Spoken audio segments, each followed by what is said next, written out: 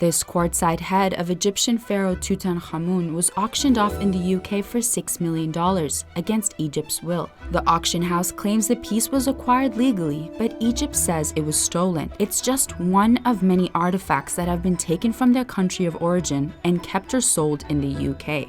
The Koh-i-noor Diamond. This large diamond originates from what is now modern-day India.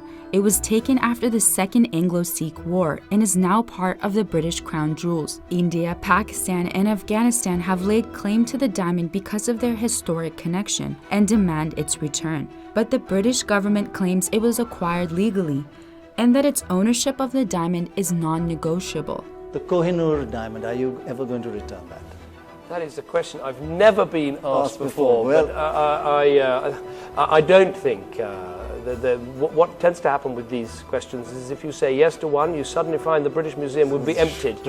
The Parthenon Marbles. These ancient Greek sculptures were part of the Parthenon, which is located in Athens. In the early 1800s, an earl had about half of the sculptures removed and shipped to Great Britain, where they eventually ended up in the British Museum in London. Greece has repeatedly asked for the marbles to be returned. It has even reserved space for them in the Acropolis Museum, in case they are ever returned. We want our family to be reunited. We want those pieces that are elsewhere to come here. It's like a family picture where some loved ones are missing. The Rosetta Stone. This Egyptian stela carried a decree from King Ptolemy V in 3 different languages, which allowed scholars to use it to decipher Egyptian hieroglyphs. The stone was discovered by the French, but taken by the British after they defeated them and transferred to the British Museum. Egypt has requested its return along with some other artifacts. The Benin Bronzes. These metal plaques decorated the royal palace of the Kingdom of Benin in what is now modern-day Nigeria.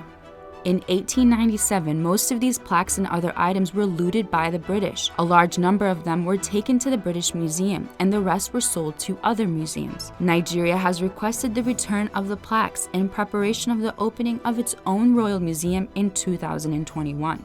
The British Museum has said it would give back the plaques for the occasion, but only on a loan, and it expects the items to be returned after the opening. The controversy over where the artifacts belong is not new, nor is the refusal of the large museums to return them. In 2002, 18 museums, including the British Museum, published a declaration saying the objects taken from other cultures essentially belong to them, or what they call the universal museums. Over time, objects so acquired, whether by purchase, gift, or partage, have become part of the museums that have cared for them, and by extension, part of the heritage of the nations which house them. To narrow the focus of a museum whose collections are diverse and multifaceted would therefore be a disservice to all visitors. But for many, the artifacts are much more than just objects. Take the case of Hoa Hakananaye, taken from Eastern Ireland and exhibited in the British Museum. It's really, for us, it's a part of our family. It's not just a stone. You have to understand that for us, it's not an exhibition only. There is a real meaning in this. So are the current housers of these global objects more entitled to them than the cultures they come from?